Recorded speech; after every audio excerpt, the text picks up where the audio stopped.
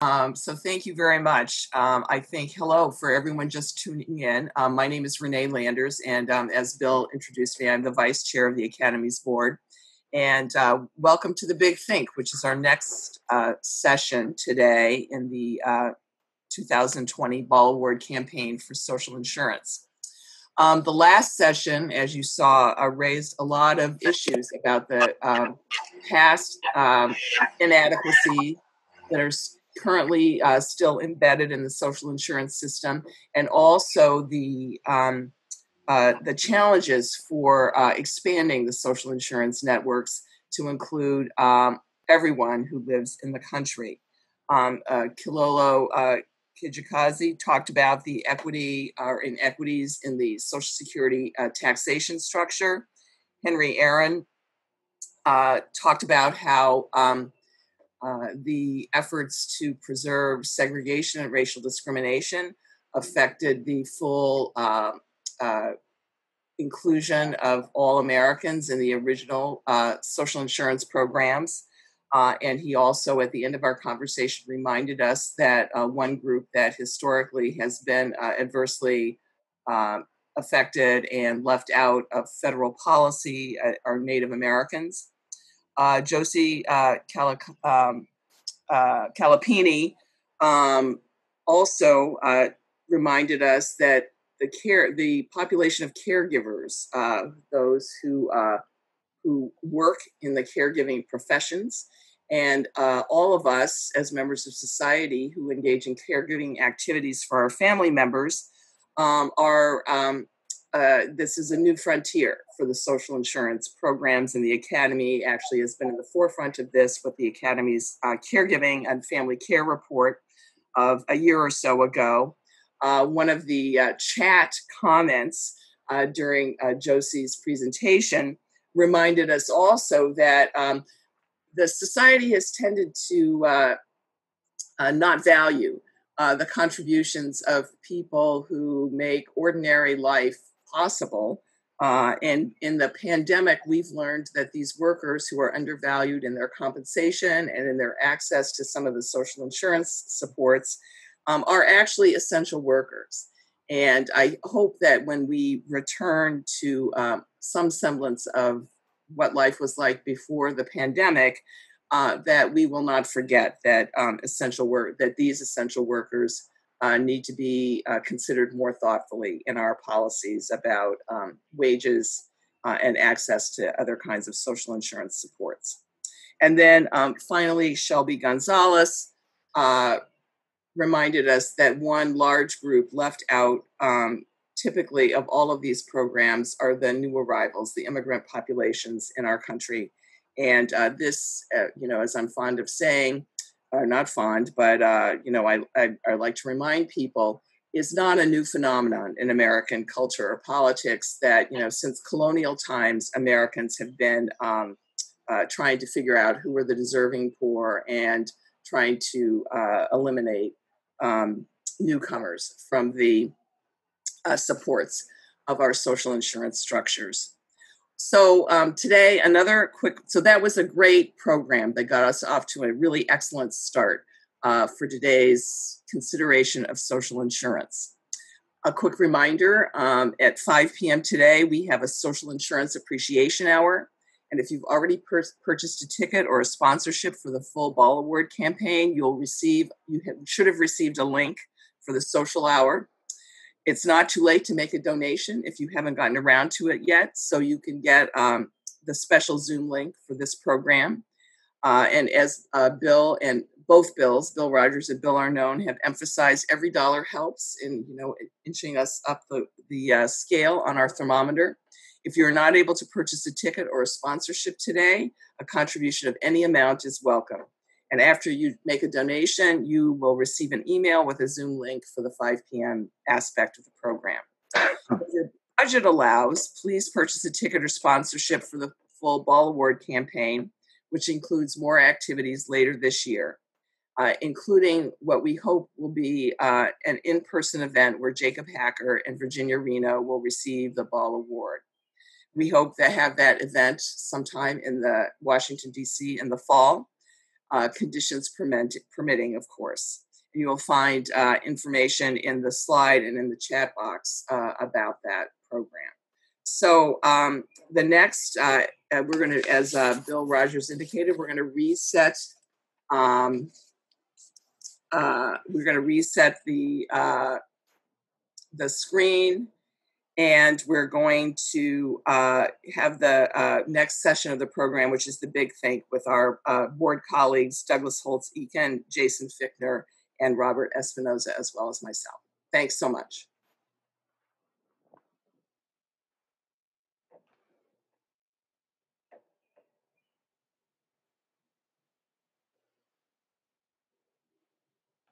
On Big Think's questions and themes on thinking about social insurance. We have a wonderful panel today, and we're going to intersperse along the way with the panel discussion some video clips from historic archives of the National Academy of Social Insurance, which we know you'll appreciate and treasure as much as we do. And then please stick around after the panel discussion for our live Q&A. So again, I want to thank everyone for tuning in today. I also want to thank the staff for all of their help and support in making this happen. Putting an online event together is probably just as hard, if not harder, than putting one on that's in person. So thanks to the staff of the National Academy of Social Insurance. Thank you to our panelists, and thank you all members, contributors for joining us today. Hi, everyone. I'm Robert Espinoza. I'm the Vice President of Policy at PHI. We are a national organization focused on strengthening the direct care workforce. Hi, this is Jason Fichtner. I'm an economics professor at Johns Hopkins University School of Advanced International Studies, and also the treasurer of the National Academy of Social Insurance. Hi, I'm Doug Holtz-Eakin. Glad to join you today. I am president of a think tank, the American Action Forum, and a former director of the Congressional Budget Office. Hello, my name is Renee Landers, and I'm a professor of law at Suffolk University Law School in Boston, and I'm also the vice chair of the National Academy of Social Insurance Board. So Renee, since you're the vice chairman, you outrank all of us. Maybe you could start by going first and talking about sort of big picture ideas about what is social insurance and what it does and why it's important in this context today. Sure. So I was impressed in thinking about this discussion we're having today about how social insurance is really a great mechanism for enabling people in the country to realize some of their dreams, not just for individuals who receive benefits from particular government programs like Social Security or Medicare or unemployment insurance, alas, in the current context, or workers' compensation, but also it helps their families to maintain some semblance of a standard of living, even though they might experience some misfortunes not of their own making in their lives.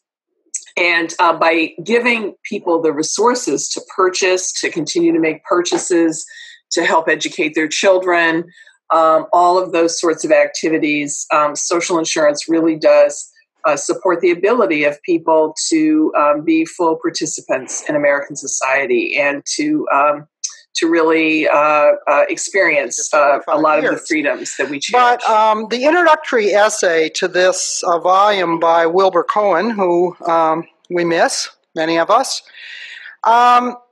gets to the part where he's talking about the overall understanding and rationale we should have about Social Security. And very strikingly, that section is labeled a mechanism of personal freedom. And I'll just quote briefly from Cohen. There are many ways to look at Social Security. Some view it simply as an income transfer program and support or oppose it as a redistribution of income program. There are those who view it solely from a budgetary or fiscal standpoint with regard to its impact on savings, investments, and productivity. Others fear it as a curtailment of individual freedom and choice.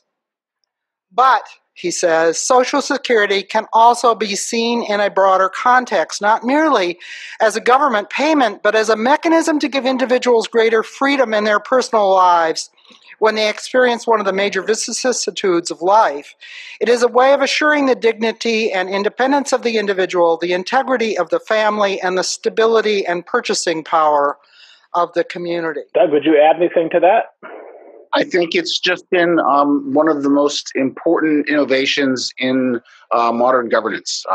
If you think of the kinds of things that people try to do out of the goodness of their hearts, there were lots of private charities, lots of societies that dedicated to alleviating poverty, but they were never able to be successful because they didn't have the literal mechanics of the social insurance program, the capacity to pool the entire population into a single risk pool, the capacity to raise resources, distribute them efficiently. This really is something that previous generations couldn't benefit from and which we sometimes just very much take for granted. Robert, thoughts? I think one important angle to the conversation on social insurance is that, too often we see significant disparities in access to social insurance programs. And I think that as we begin exploring what it means to improve access and what it means to really strengthen the future of these programs, we're going to need more data and intentional strategies that ensure that people of color, other marginalized people have the same access. It's part of, I think, the dream of realizing a social insurance program and a sustainable economic future for everyone. One of the things that often gets at least asked to me is to explain sort of the difference between what a social insurance program is versus a welfare program. And maybe it's a good sort of discussion we can have is social insurance welfare? I think of social insurance as a very straightforward extension of private insurance, where there's a contract and an insurable event. So my house catches fire, that's an insurable event. And I get a payout from my insurance policy. I've been paying premiums in for years. We can identify the event. Each social insurance program also has an insurable event. It says that you became unemployed. It says that you entered into a spell of disability. You have reached the age at which you may outlive your resources and thus need some support. So the key is not that it's just general, we're going to give you some money because we love and care about you, which is an important part of life, but because you have encountered some sort of event which has necessitated the influx of the resources. So, the only thing I would add to that is that I think in the current environment that we need to sort of think about how we expand our notion of what social insurance should cover. And, I think particularly we can have debates about whether the Medicaid program, for example, which is the healthcare program for low-income people, really properly falls into the category of social insurance or whether it's a welfare program.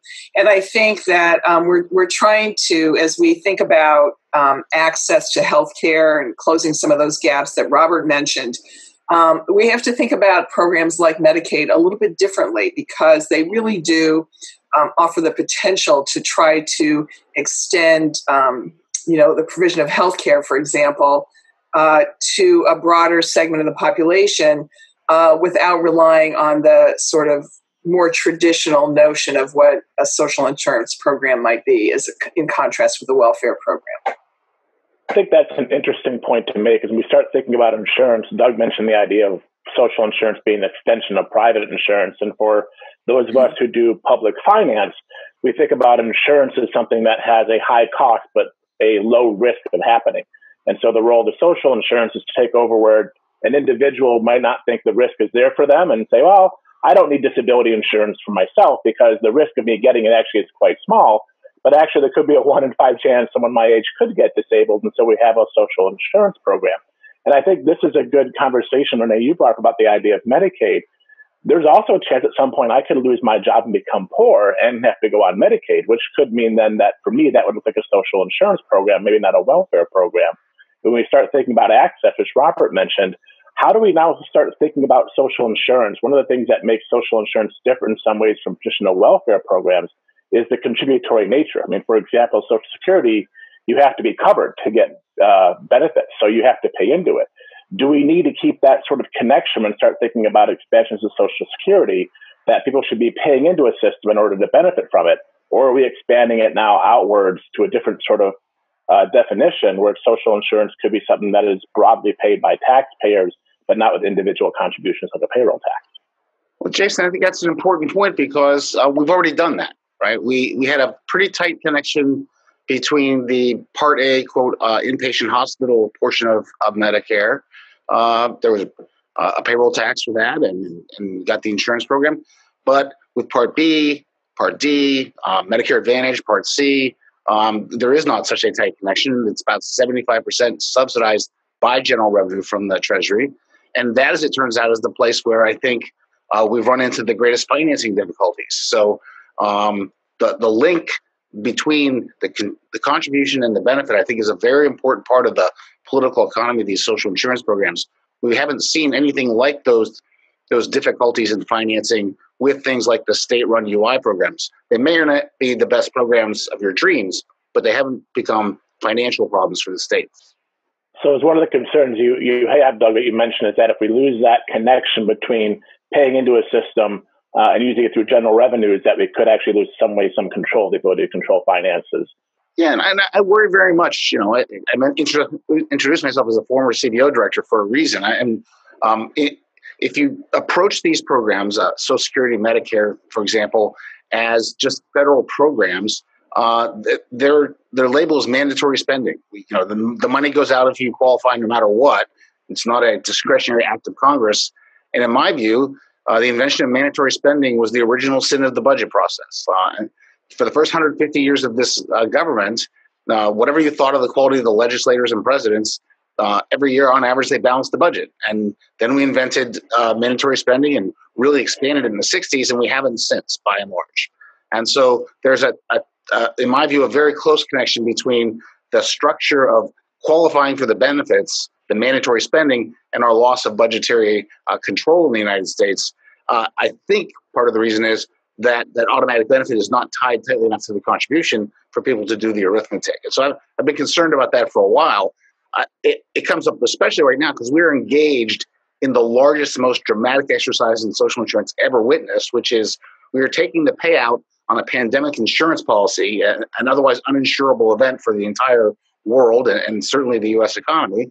And we are implicitly counting on the next generations paying the premiums and making sure that this exercise in insurance adds up. And our history doesn't give me 100% confidence. Bad things happen to good people every day in this country. That's where you come in.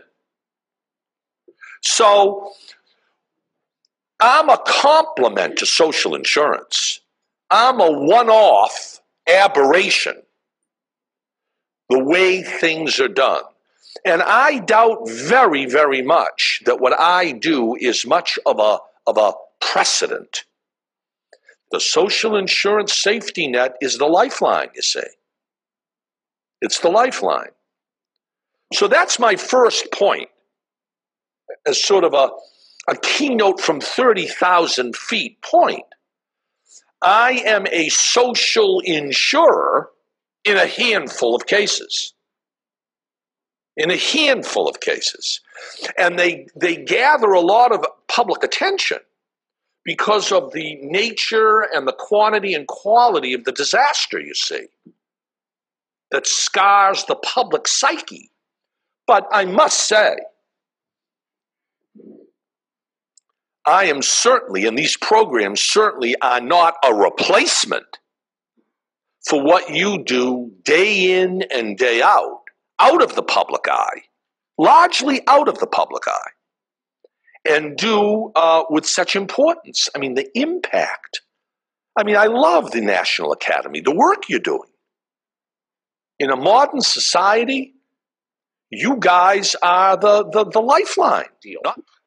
So I definitely want to come back in a moment to making the numbers add up. I want to ask Robert real quick if he has any thoughts about the idea of the connection between contributions into a system, or whether it should be general revenues, especially as people look to maybe start expanding social insurance to other areas. Yeah, I think one of the issues that it brings up for me is the importance of better financing and structuring long-term care in particular. Last summer, the Academy released a really great report on developing a universal family care framework that would fund and restructure how we support long-term care, paid family and medical leave, and childcare. And it speaks to, a real need and in this moment, a real tragedy for many Americans, which is that when it comes time to needing access to home care or a nursing home or other types of long-term care supports, our current system requires you to spend down your income and your assets in order to qualify for those supports. And so I think that as it was defined in that report, there are a number of ways in which you can structure those programs, and people can contribute, and also set amounts in which they can receive in terms of support for long-term care. But what's I think the overarching lesson is that we've come to a point in which millions of people need access to home care and to nursing homes and other forms of residential care, and our system simply isn't prepared to properly finance that. So, Robert, that's probably a really good segue into something I wanted to ask all of you, and start with Doug. Is how do we add up the numbers? How do we pay for all this? Just to start off, and you mentioned long-term care. Everything I've seen so far, it seems so unaffordable for the public sector to take up with taxpayers.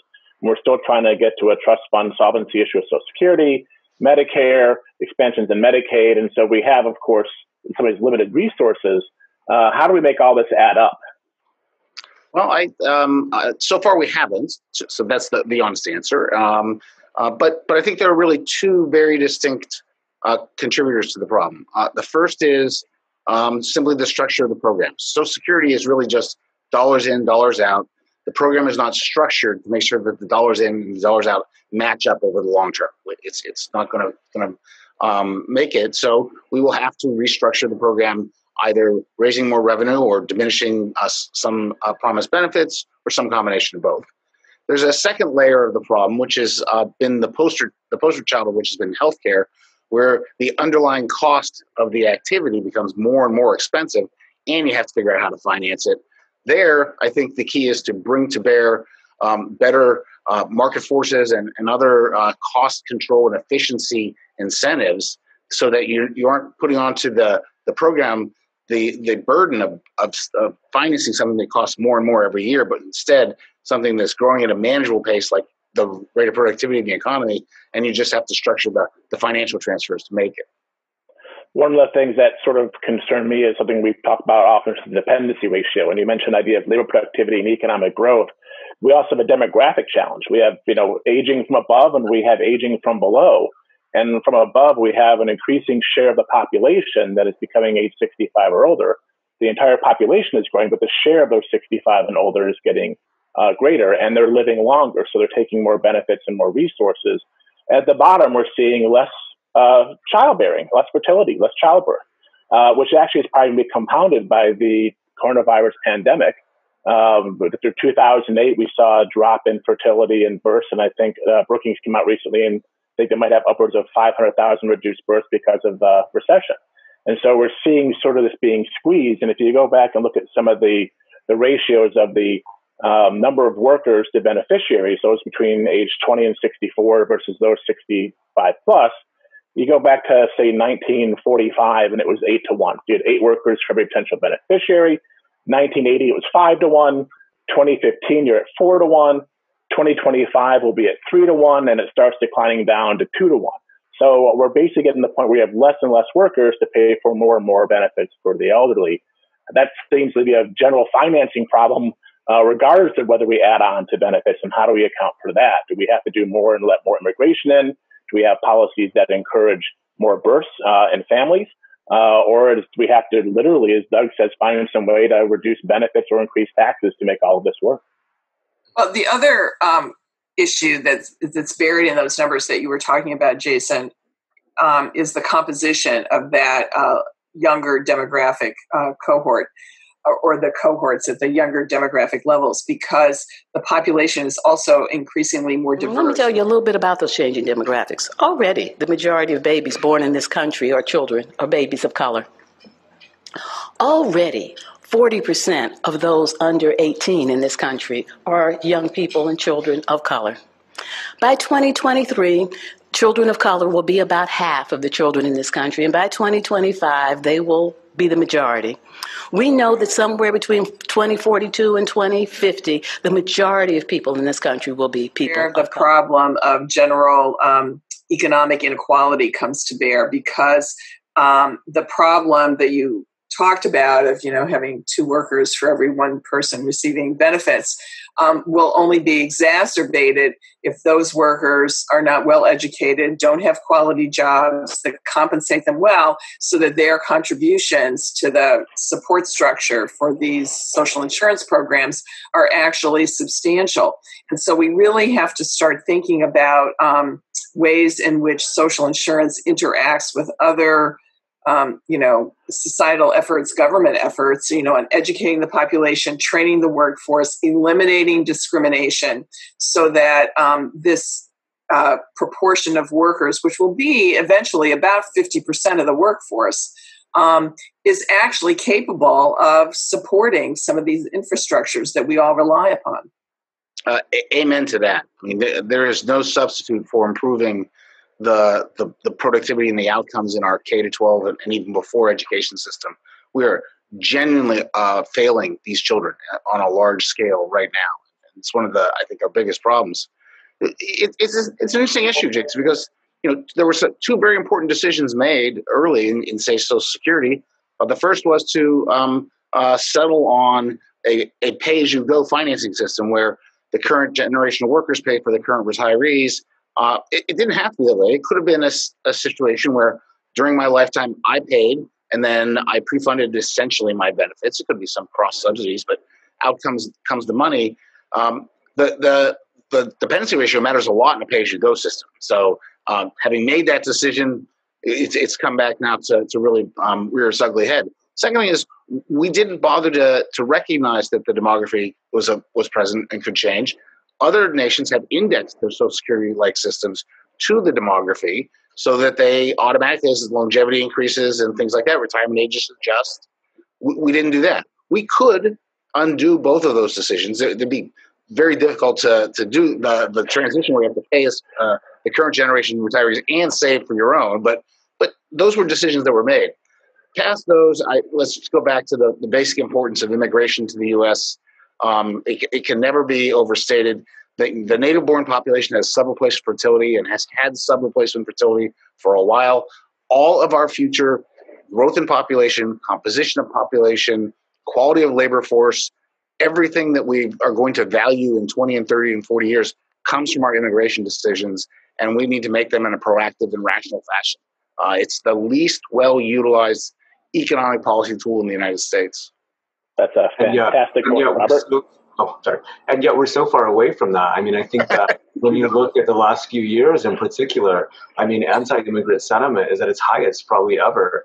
And the range of rules and regulations, policy proposals, just the general climate has really kind of created a dark shadow over our workforce. In the direct care sector, which are home care workers and nursing assistants in long-term care, about 1 in 4 direct care workers is an immigrant. And when you look at future projections of what's needed to supply that care in the decades ahead, it's impossible to imagine that the long-term care system would survive without immigrants. And yet we're doing the exact opposite, which is we're punishing and we're deporting immigrants. We're destabilizing that workforce when we really should be supporting them. You're not going to get any argument from us on that one. I think that's exactly right. Come on, dissent, Jason. That's right. I mean, that's one of this country's built on the idea of hard work. I mean, that's the American dream, is to people to come over here for the countries that don't support work or letting you keep the fruits of your labor. That's what we should be all about. We should be welcoming people who want to come and do that here. I would benefit from that. We'd all benefit from that. But society benefits from those types of workers. And that's exactly right. I want to switch to a different topic on this, which is sort of, again, we start off with the role of Social Security and the role of social insurance, Is social insurance always the answer?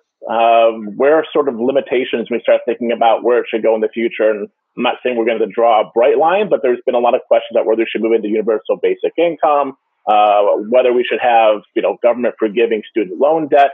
Where do we sort of draw the line? Where does social insurance fit and where does it not?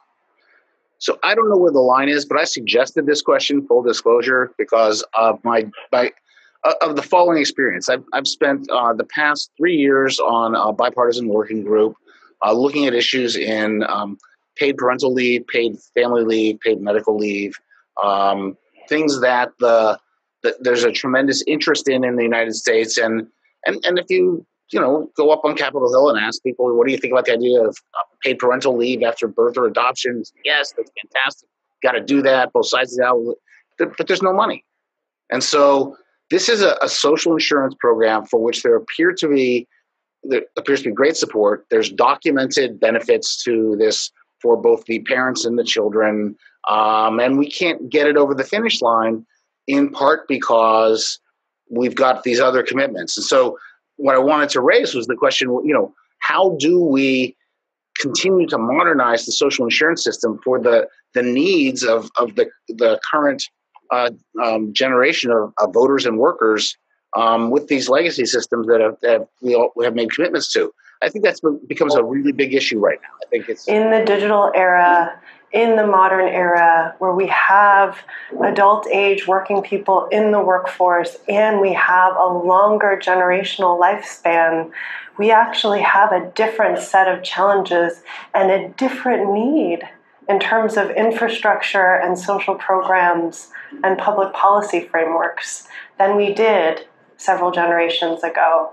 And one of the things that the analogy we talk about is when we think about the question of infrastructure, right? We often think about roads and bridges and pipes and internet, interwebs. Well, we actually think that the care economy and investing in the care economy is an essential part of infrastructure for the 21st century. Just like we had to put roads and bridges and pipes in place to bring running water and the internet to every home in America, we need to figure out what's the infrastructure and foundation we need to put into place to bring real caregiving options and support to every home in America. It's very frustrating to workers of my children's age to not have access to something like this, and they talk about it all the time.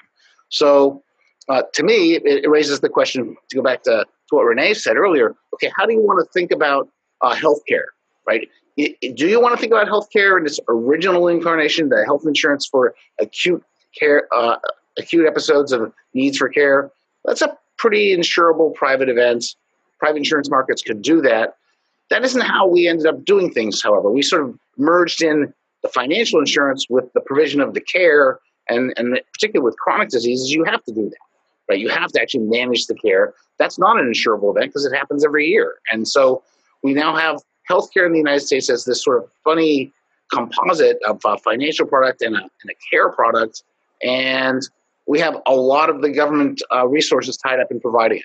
And so one thing that I wonder about a lot is whether we could migrate more back toward the private sector handling more of the insurance and care, and have the government step back from having the direct provision of Medicaid, for example, or direct provision of Medicare, and instead do things like it does in the individual market with reinsurance and risk corridors and wraparounds that make sure that there is no gaming, people sort of jumping in just when they need insurance. There is the capacity for private firms to do it without denying care as the only survival strategy. Do we need to think imaginatively, not just about the social insurance side where we can find some needs like parental leave, but rethinking how big the government has a role in things we've been doing for a long time, maybe rearranging those deck chairs as well. I think that's an important question at this moment. And Doug, before I go to Renee and Robert, I don't want to oversimplify that because it's a very important and complex issue. It's part of this trying to think where, for example, the private sector can ensure a limited amount, or maybe it's an expansive amount, but after a certain level of catastrophic insurance, the government picks in. So you basically have, Yeah, I mean, you think of the health insurance with the adverse selection. No one buys until they need it. There are ways to fix that are not just let's have a universal pool with a payroll tax financing mechanism. So, let's have some imagination about how we deal with that. Robert, thoughts? Oh, sorry. Go ahead, Renee. Oh, I didn't mean to interrupt, but so one of the concerns I have about that is there's some theory that health insurance actually isn't kind of the classic insurable event, right? The catastrophic thing that might happen, the car accident, something like that, the really major illness. it maybe falls in the category of insurable event, but everything else, that you talked about, the treatment for chronic conditions, seeking routine health care, that's very important to actually preventing some other catastrophic events, is really not kind of insurance, because we all use it and we can anticipate that everybody's going to need it. And so I just think we need a different way of thinking about health insurance, most particularly because we want people to use the right amounts of it. I mean, there's just an article today in the I think it's the Boston Globe about how because of the pandemic, there are all kinds of people with chronic illnesses who have been not going to the doctor, and then other people who have lost their jobs and therefore are at risk of losing their health insurance also are hesitating to go to the doctor. This is, there's going to be a price to be paid for all of that delay at some future point, with people having health conditions that have become more serious because they weren't getting routine care all along. And the pandemic has just exacerbated that problem. But, because of co-pays and, cost sharing, there are a lot of lower income people who actually delay care that they shouldn't delay because they just don't want to outlay the cash right at this moment to do that. So I think there's a tension there with trying to fix that issue and, how people, the realities of how people deal with these situations. Can I just add to that, and I'll go to Robert? One of the things I always find helpful when talking to my students, for example, is there's a difference between health insurance and health coverage. And you can have an insurable event and you can have coverage. And so one of the things you can do is have the private sector in some ways say, we are offering a service that provides you health coverage that gives the preventive care and a certain amount of care. But say once something hits $1 million, that becomes a catastrophic insurable event. And that's when insurance kicks in. Then you could have the government step in for reinsurance for those who have even higher costs. And that could be a way to think about how to do this in a more efficient and affordable way. Robert, I'm sorry. Yeah, the only dimension I would add is that I think, regardless of how the social insurance program is structured, I think it's important for those programs to design supports and to really design supports for how jobs in these systems are actually working. We're seeing an increase in policy proposals for social insurance programs for long-term care. And what seems to be missing in many of these proposals are supports that would create high-quality jobs for workers. And yet we know so many of the systems, to be truly accessible, need to have these high-quality jobs. They need to create high compensation or wage floors for workers, better training for workers, training for supervisors, advanced roles, data collection. I mean, there's a range of ideas that any of these social insurance programs could implement that would actually end up creating a good and sustainable job for the workforce. So I'm going to say one thing about Renee's comments, all which are right on the mark, and then I'll drop this. I do think this requires more imagination than the traditional insurance model, which says I get Doug Holtz-Eakin for a year, and the best way to make money is to not pay for his health care and get out of town with the premiums. I mean, that's the problem. So suppose they owned me for 30 years. Well, now if I don't go to the doctor during the pandemic, they're calling me and saying, look, you need to get in here because we've seen you and you don't look so good. You've been on 15 Zoom calls. And you're not taking right? I mean, you need a better set of incentives so that we're not making money by not getting people care. And that's a core problem with the way it's set up right now. The government can solve that by simply being a big entity that can wrap around, or you can set up a different set of incentives and turn it over to a different private sector. That's my point. No, I think that makes sense. I think you're absolutely right about that problem. This also might be a good time to transition to something that definitely Renee and Robert, you guys have mentioned about how to ensure we have good paying jobs and also have racial equity, gender equity, income equality issues come as well.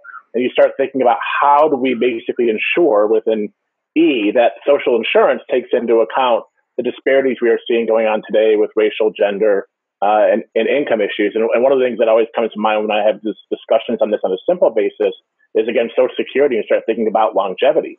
If we raise the retirement age for Social Security, it will disproportionately affect minorities who don't tend to live as long.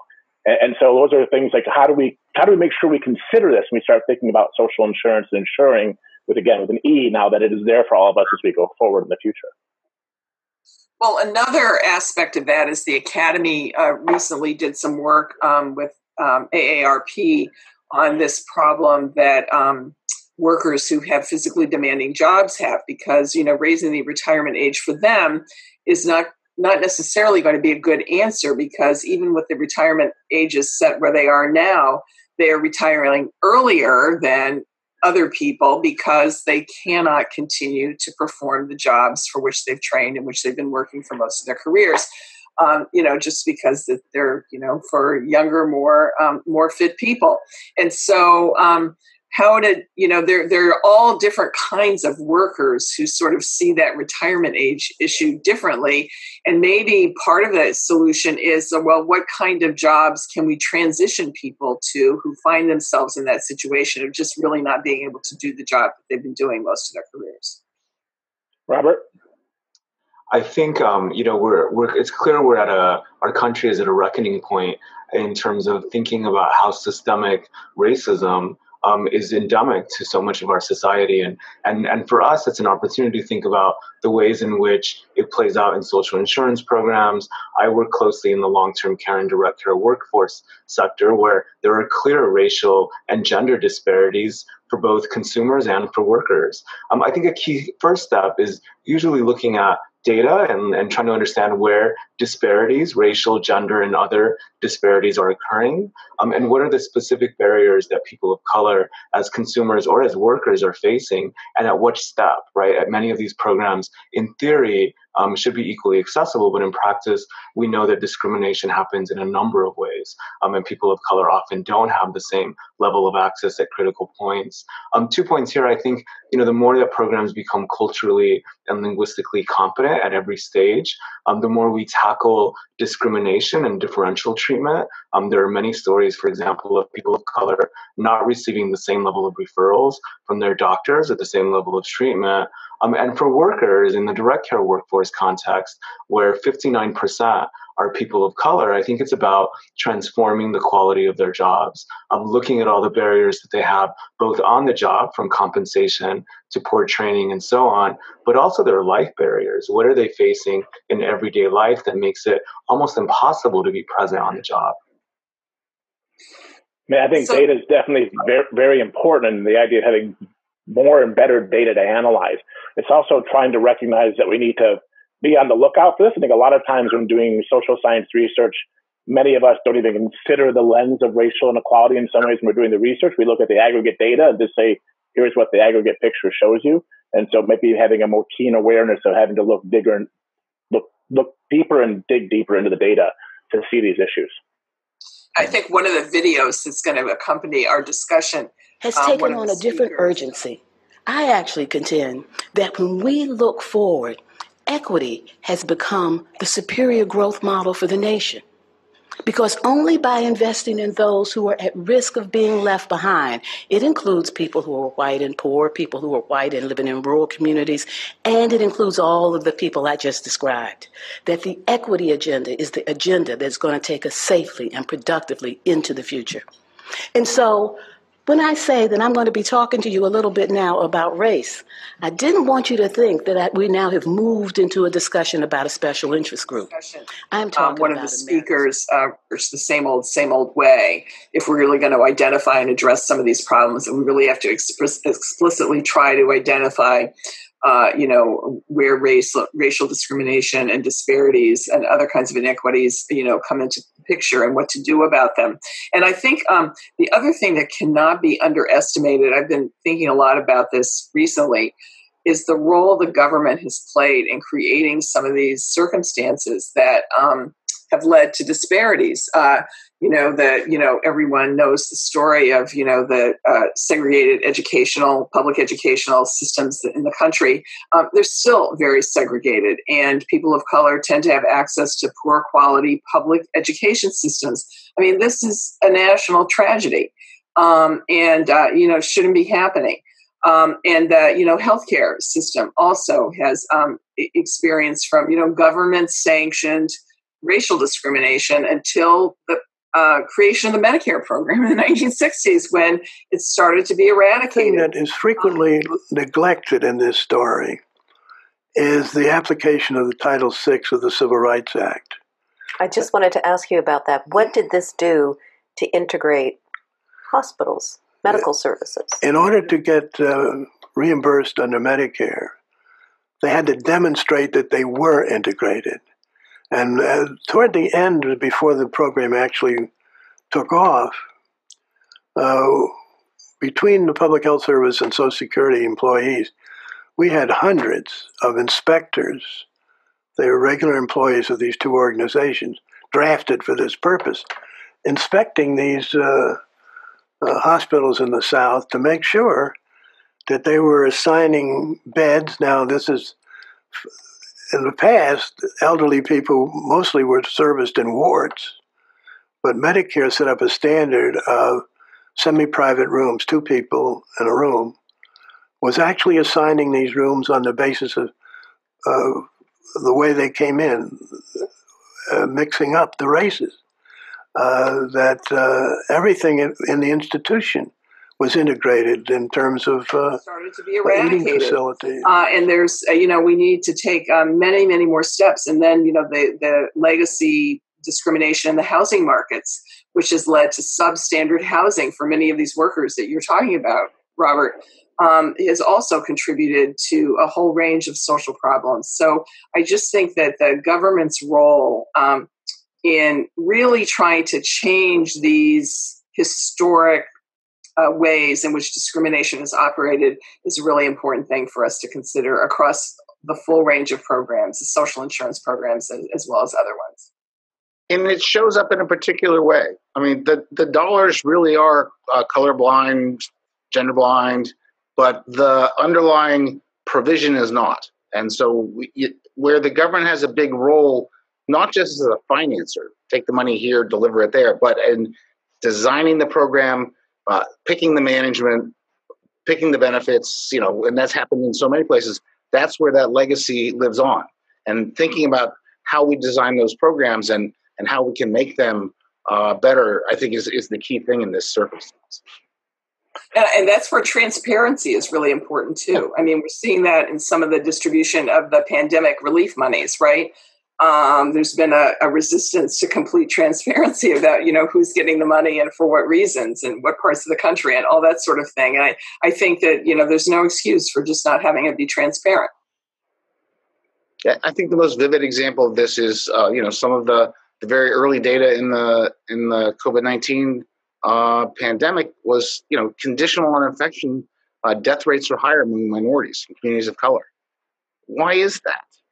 That's navigating the healthcare system. That's differential outcomes in that set of production of care services, and it can't be anything else. And so trying to figure out why that happens, I think, is really important. This is a good sort of, I think, segue into sort of thinking about the role of the business community. We've been talking a lot about, private sector markets can do something, but the role of social insurance. What do we think about the roles now for, I guess let's say, to business to care about social insurance, and if so, why? Go, Renee. Topic. No, I think business should care because when the government takes responsibility for some of these things, it means it relieves potentially the private sector from having to spend money, devote resources, and then the private sector can spend and devote resources on, innovation and technology or whatever the business imperative is for a particular company. And so I think that, business should want to invest in social insurance programs. Now, it used to be that businesses, many large companies had defined benefit retirement plans. Obviously those became very expensive, especially as people started living longer. And so that has virtually disappeared from the American benefit landscape. So we have our, defined contribution plans. So, you just get out of it what you contributed and whatever the investment returns were on that money. And I'm not sure that we found a good substitute for some of those defined benefit plans. Public employees still benefit from those kinds of defined benefit programs, retirement programs, but that's become very expensive and an albatross for municipal and state budgets. Yep. The unfunded pension liabilities. So I think this is, we haven't found the right balance. I guess this is what I would say between the private sector and the public sector, and but it's clearly a role that someone needs to play. Is it also fair to say that I was surprised and pleasantly surprised, I would say, by the number of companies and corporations that pledged their support to racial justice in the last few weeks? It raises, of course, questions about to what extent they embody those goals in their practices and in their companies. But one thing that it brings to mind is that I think many companies, at least on paper, would argue that they're motivated both by business goals and by altruism. They're motivated by a sense of doing well in this world. And so this is an opportunity, I think, for many companies to think about how do we create a program that truly benefits all of our employees and our society at large. So I guess if I had my druthers, I would want businesses to care deeply about social insurance, but neither be owners or operators of social insurance programs. They have a role in financing through the tax system. They have a role in educating people about what's available to them and what's sensible. But I think it's a mistake to have the corporations themselves be the well of social benefits. That hasn't proven to be a very sustainable model. It's not what they do, and so it's a distraction from asking them to employ workers and make them have the best standard of living possible. And most of the ones that they have are accidents of history, right? The provision of health insurance that way is an artifact, and so I don't think you can change the world overnight on this front. Actually, I know you can't. Having once proposed to get rid of employer-sponsored insurance and having suffered an inglorious defeat as a result, I know the Americans value what they have, and they don't like to change it dramatically. But I don't think it's a sustainable model over the long term. I think we're going to see fewer and fewer firms get into that business as they grow up, and that'll be an issue. Well, and it also doesn't work for the employees either because they're not portable, employer to employer. It's You don't want to be stuck with Doug Holtz-Aiken as your boss, right? You want to be able to get away. There's something to that. The reason I also wanted to ask this question was we start thinking about the current pandemic and the economic environment. Sometimes people think of corporations as being these entities, and they forget to realize that they're actually made up of people. So the corporate income tax is the tax corporations. You're just taxing people, whether it's consumers, owners of capital, or workers. But the same thing comes in the concept of social insurance. Should businesses be recipients of social insurance? And I'm thinking with the CARES Act, for example, the Paycheck Protection Program, the airline bailout. Now we're thinking about the idea it's not just in sort of individuals and families, but indirectly through businesses, they are now being helped through social insurance programs, with the government being the sort of insurer of last resort. How do we feel about that when it comes to social insurance when we're thinking about businesses?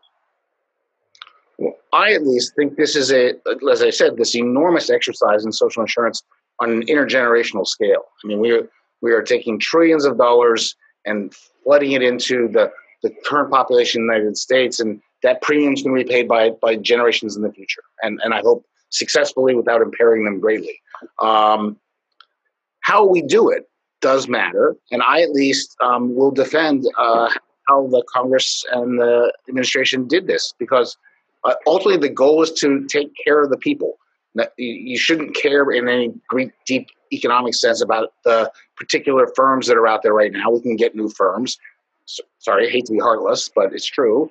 So we poured money into the Paycheck Protection Program to make sure workers stayed attached to their firms, because we know when they get detached and have to go find new jobs in different parts of the economy, that's a scarring process from which many workers never fully recovered. And we don't want that. And I thought that was a very sensible thing to do. And in the same way, where there are clear benefits to people above and beyond just making money, we should support that. So the airlines are an important part of the supply chain. They're flying medicines around.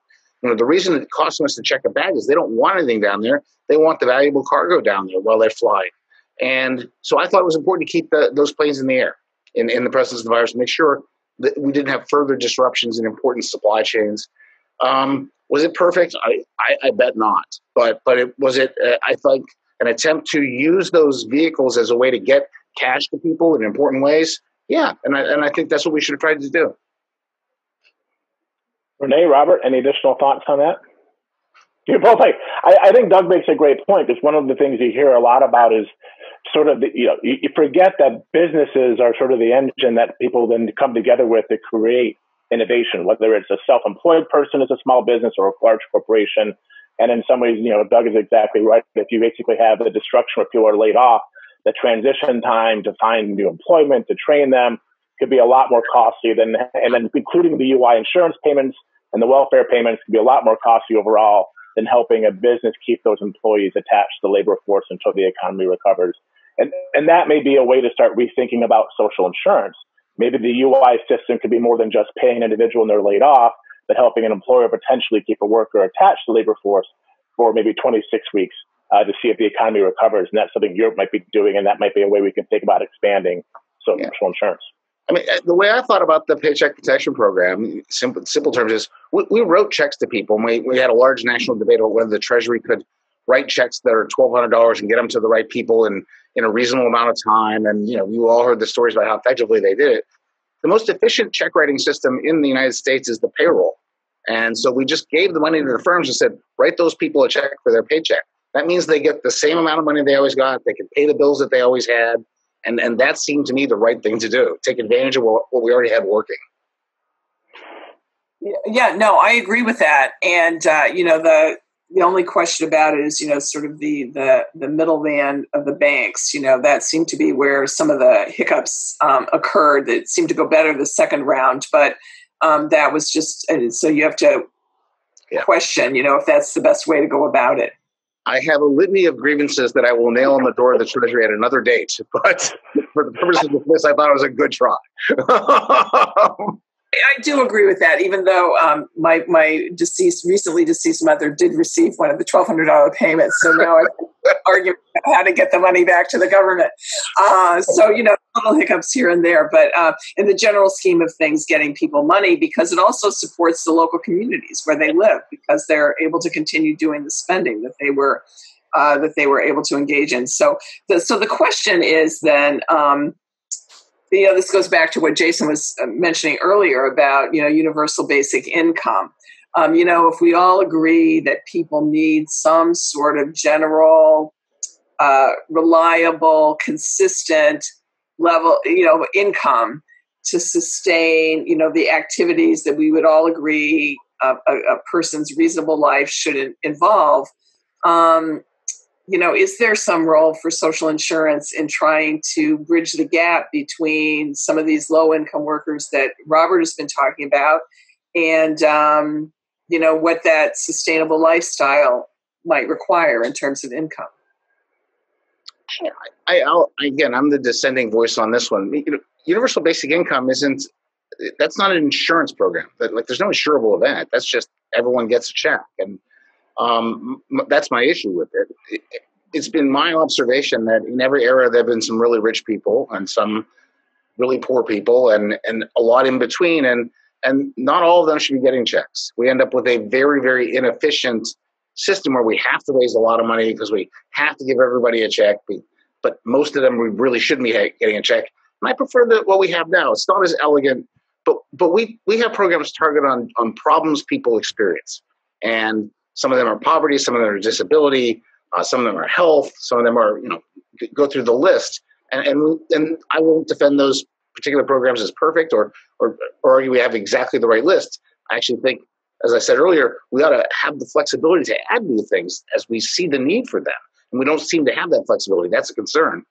I prefer that approach really to a UBI. I understand its elegance, but it just seems to me that it doesn't make the cut. Mm-hmm. And it seems like it's a tough political climate to push for social insurance programs.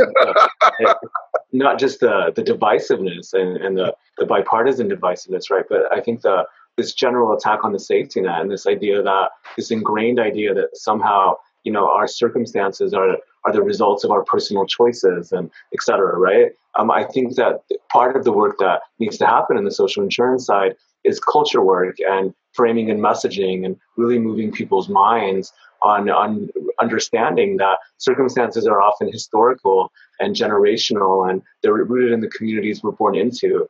You mentioned earlier, Doug, this point around, people of color, specifically Black and Latinx people, who were disproportionately impacted in nursing homes, right? And these were facilities that were primarily Black or Latino, and they were situated in communities that were primarily Black and Latino, right? And that's a big lesson that comes out of the racial justice field, is that by virtue of where you're born, the zip code in which you're born, it dictates your life outcomes, your economic outcomes, and even all the way, to your nursing home outcomes, et cetera. And I think that work of understanding the connection of systemic change, of racism, of communities, et cetera, is part of the work that we need to do as a country in educating them and building that kind of support. Financial stability, how families will get financial stability. It'll be based on the social insurance, Social Security, but also health and Medicare, and looking at unemployment and all of those things that bring about security, but also education and home ownership have been absolutely key. The three-legged stool of social insurance and education and home ownership have been absolutely key as African Americans have sought to move into the middle class. As Latinos have started to move into a middle class, what they have been dependent on is getting whatever homes they could and being able to use those homes to be able to send a child to college, never having as much equity in their homes in order to do that. And then we've been hit with an incredible crisis in terms of foreclosures. The foreclosure crisis has been bad for America. All of us probably know somebody who has been in trouble with their home. But it has been the biggest loss of Black wealth in the history of the nation. The biggest loss of Black wealth in the history of the nation. $194 billion drained out of African American communities already. $177 billion drained out of Latino communities. They were hit first. They were hit worse. They were the canary in the mine. If we had been paying attention to it, we wouldn't have ended up where we are. These communities have been hit so hard, and it is heartbreaking. Because what we have is a situation in which Black and Latino families have been trying to do the right thing. Because of our pattern, our housing pattern, our patterns of settlement, this constant moving away from cities, leaving Latino and African American families behind in cities, with schools that weren't working, with services that were not there, with jobs that were not close by. We found people doing what was the right thing to do for their families, moving to suburban communities, taking on big loans in order to do the right things for their families, people trying to do the right thing. As our friends at the Kirwan Institute have pointed out, too often those Latino and Black families found themselves moving away from opportunity, not toward it. So the one issue, I understand why Doug's position, I really do, and I understand, the idea that, government exists to respond to problems that people experience, and that's, the role of these social insurance interventions. The only trouble I have with that is that there's this long history in the United States of trying to separate who deserves the government's beneficence and who is unworthy. And it dates back to colonial times. It's even before the existence of the United States. In New England, where I live, there was this process called warning out. If you moved from, I'm going to pick, Watertown, Massachusetts, where I live, to, let's say, Shrewsbury, Massachusetts, which is, some 40 miles away, the leaders of the town would warn you out. They would say, you're welcome to be here. We're glad to have you as long as you can work and contribute to the community. But if you fall on hard times or you become ill, go back to Watertown, because those are the people that are obligated to take care of you. And we are forswearing any responsibility for you. And so that, all of this, means testing and everything that, fast forward to modern times, I think has its roots in that attitude that has persisted throughout. And I guess one question I would ask for Doug, I don't want to turn this into a big debate, but really this is a serious question. How much does it cost to means test a program? And is there any benefit in not means testing and just spending money on, eliminating that, giving the money to everybody or the program to everybody without regard to income, and to sort of just skip that whole step of, are you worthy and are you eligible? Do you deserve it? That's just such a hard question. I'm going to avoid it. Elegantly, I hope. So, I don't know exactly how to measure the cost there, but I'll give you a couple of ways to think about it, right? It's an issue of targeting at some level, right? Do I want to target a particular segment of the population? If I don't do that, I have to raise enough money to cover everybody, and that means a much more intrusive tax system. So one thing you'll get right away is just higher taxes on everybody and everything, and the interference of the tax system with the way we run our lives becomes greater, and all the problems attendant to that become larger. So that's a real cost, as it turns out. Then there's administrative issues. The U.S. is still, despite the fact that our mobility's gone down, sort of a tough place to keep up, and it's not easy to get things to everybody all the time. So the efficiency cost of getting it out becomes harder in some cases, and sometimes you give up other aspects of the program. So, for example, go back to the Paycheck Protection Program, where I thought the goal would be, let's get as much money out into this economy as we can fast to keep us in suspended animation while the pandemic came through. That was the goal. Well, in the interest of speed, I would have argued, and I'm on record saying, you should basically lend indiscriminately, give it to anybody. That's not a very well-targeted program. You're going to go back afterwards and say, hey, why did you give it to those guys? They're loaded. And that would be true. So the alternative is to target on only those who need the money, and don't give it to those who don't. That means you have to audit the balance sheet of every firm, see how much cash they have, things like that. And the cost there would be, the pandemic's moving fast, we're not, and we have an enormous social loss as a result. So the targeting allows you to deliver more resources to people who genuinely deserve it. It also makes harder work, and there's a cost to it always. So this is probably a good point to get to the wrap-up stage. We're running out of time. And this was the big think section, so maybe we'll take 30 seconds each to wrap up. And Robert, I'll let you go first, maybe with some just final thoughts or big think things you think we should all consider, or maybe we can talk about in the Q&A session. But I'll let you sort of go first in the wrap-up. Sure. I'm heartened and I'm energized by the increasing attention on the importance of social insurance and long-term care. I think because so many people are aging and living longer, and because Medicaid, the current financing system, really impoverishes people who need that support, I think it's time that we reimagine a social insurance system for long-term care. Doug? My big thought is don't think about it. Ask the next generation. We've been thinking about it for a couple of decades, and it may be time to simply get some fresh ideas on this. Ask the people who are going to be the contributors to and the users of that system. And I applaud the Academy's effort to reach out to younger and more diverse populations and get more ideas into the mix. And that's what I think we should focus on. Renee? I don't disagree with anything that Robert and Doug have said.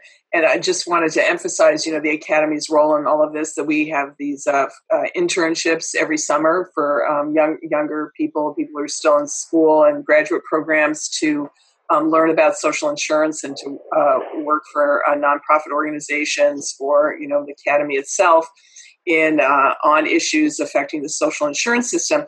But I would also, I also want people to think about social insurance as the opportunity to help people really sustain their lives, from birth to the time that they may spend in the nursing home, the long-term care facility, and to try to think about how every time we help a person at any one of those stages, we're also actually helping their family members as well. It's not just that individual who is receiving the assistance. And, there's a lot of pitting of generations against each other a little bit because of the reasons about, who pays.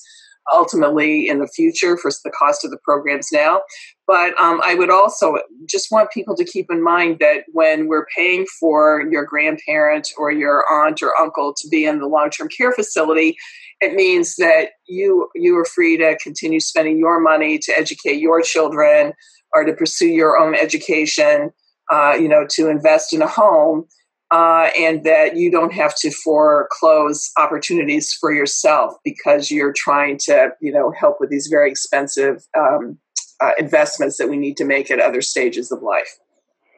And I'll wrap up by thanking all of you for participating in this panel discussion. And also I'll put back on my Treasurer of the National Academy hat and thank all of the supporters and members for their contributions, not just their dollars, but their time. The members and our contributors and our patrons are what allow us to do these types of events and talk about social insurance and the importance of social insurance and do research. So I appreciate all of their support. And again, thank you all for being on this today. Thank you. Thank you. Hello.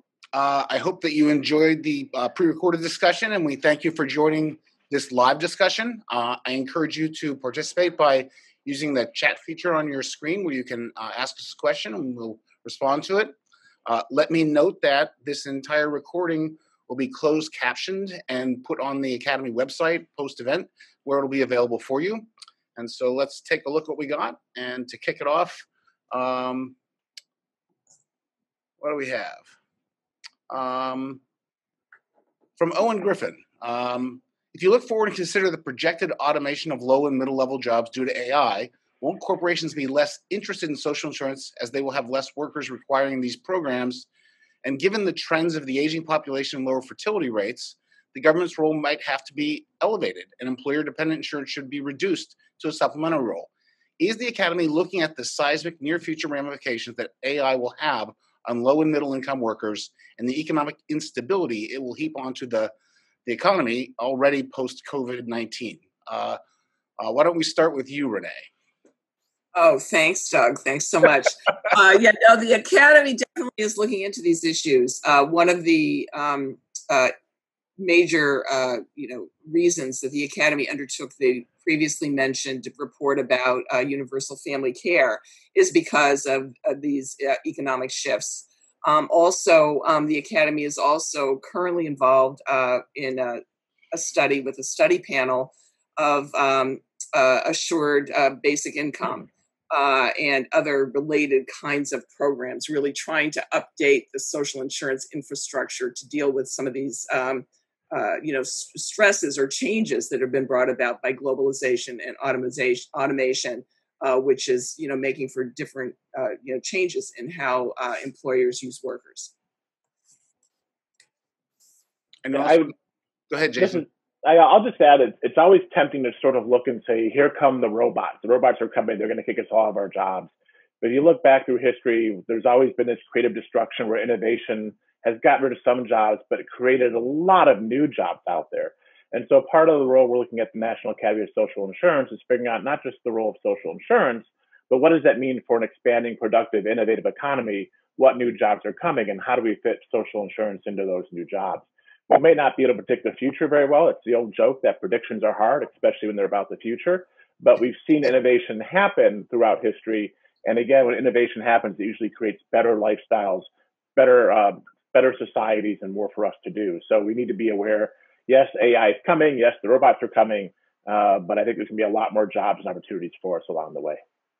Well, and then going back to an earlier theme, the question, we've never been good about smoothing over these transitions. The disruption has, caused harm to a lot of people in the transition. And I think we have to get better about that. I mean, think about, to take a controversial, analogy, shifting from fossil fuels to green energy, or, shifting from, certain kinds of industries that are dependent on depleting like forest resources and things like that to other kinds of jobs for the employers, the employees affected by those transitions. And I think we just need to be a little bit more proactive about that so that in the transition, people don't suffer grievous harm. I can add, I think in the context of long-term care and the direct care workforce in general, technology is often posited as a solution for the growing workforce shortage, right? It's assumed that robots will somehow, at some point in the ideal, replace home care workers and nursing assistants. And it's posited in this almost a sci-fi kind of ideal, right?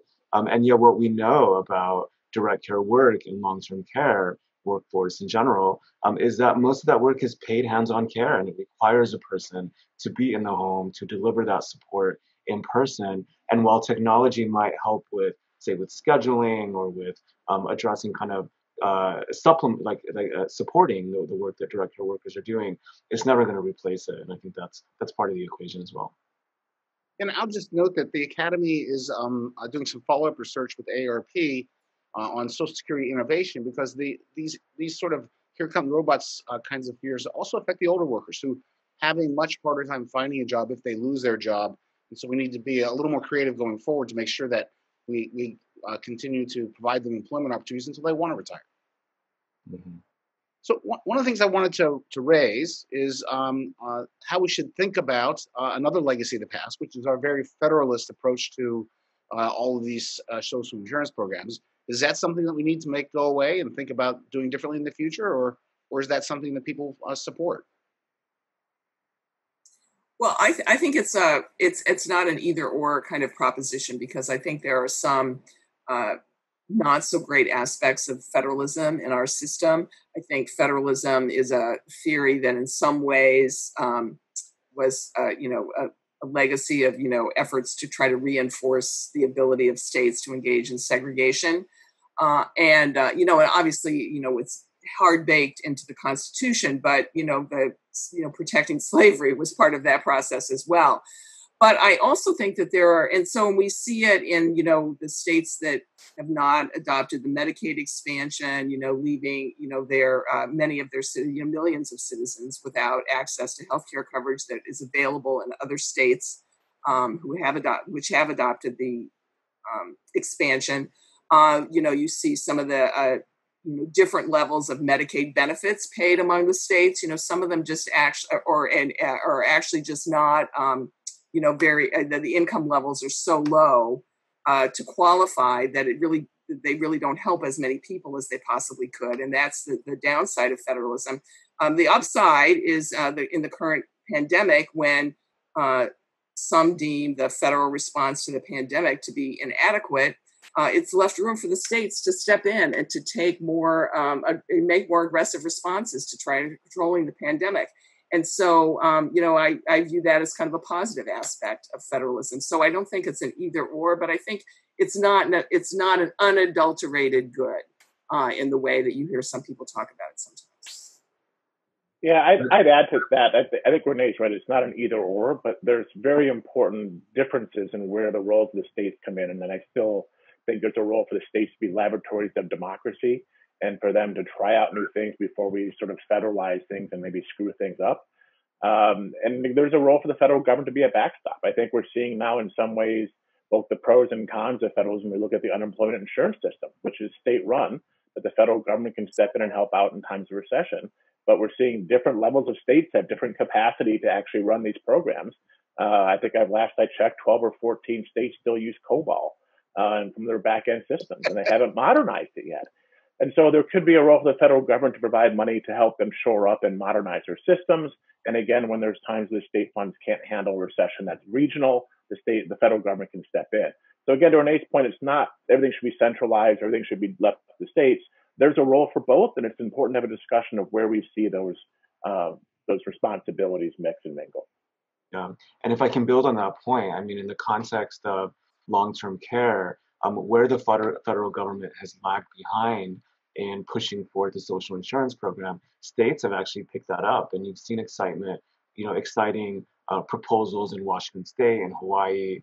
A ballot initiative been made, more energy in that regard, and I think that with the challenge, of course, and I think this is implicit in it, is that in the context of long-term care, if some states develop social insurance programs that make long-term care more affordable and accessible to people, what will it mean to live in that kind of patchwork environment where some people in some states have the supports and others don't? What does it do for poverty, for economic security, for access to home care and nursing homes, et cetera? So I agree that it's not an either or. And But if anything, there's promise, at least in this regard. Next question is from John Tambornino, who raises the issue that universal basic income structured as a negative income tax has more of a social insurance quality. The benefit level, if any, reflects earnings, and thus if an individual experiences low income or loss of employment, the negative income tax benefit structure compensates for that. Would that be a more acceptable structure? And I will also note that UBI will get a much deeper dive at 4 o'clock, so we can go once over lightly here if you'd like. Well, Doug, why don't you start with that one? I've never been a big fan of the universal basic income because of the sort of basic notion that we're going to give out this income to everybody and have to raise the taxes necessary to give it out to everybody when not everyone needs it. And so you get tax inefficiencies from high rates that you could otherwise avoid. You have big problems we have experienced big problems in delivering these kinds of comprehensive benefits. We've seen that recently. So administratively, I worry about the error payment rates and all of the things that come with that. And I've preferred to simply build on what I think is a pretty proud legacy of targeted programs to fit particular needs. So if it's a disability issue, then we have a disability program. If it's genuinely a poverty issue, we have a TANF program. We can think about making all of these programs better, but I don't think scrapping them for this broad-based approach is the way to go. So I'm quite skeptical. Well, one of again, I guess I'm going to be the person who keeps saying it's not a question necessarily of either or. And so my fight, Renee. Pardon? I'm trying to pick a fight. So I'm going to take the bait. So, as you pointed out, that there are inadequacies and gaps in all these other programs, and the concept of the universal basic income would, allow for people to receive some funds that they could use in a way that's suitable to them that maybe the government hasn't yet kind of thought of that they need the funds for, and would allow them to address some of these gaps on their own without having, the government try to figure out what are the permissible uses and all that sort of thing that we go through now with some of these other programs. And so I do see it as an augment, a way to augment some of the existing programs and not, I don't view it as a replacement, because I agree with you that, starting from scratch doesn't really make a lot of sense. So we have about 2 more minutes before my instructions say I have to kick it to Jason. And so we have a question from David Nexon about the issue of resources to support expanded social insurance, something I flagged in the recorded piece.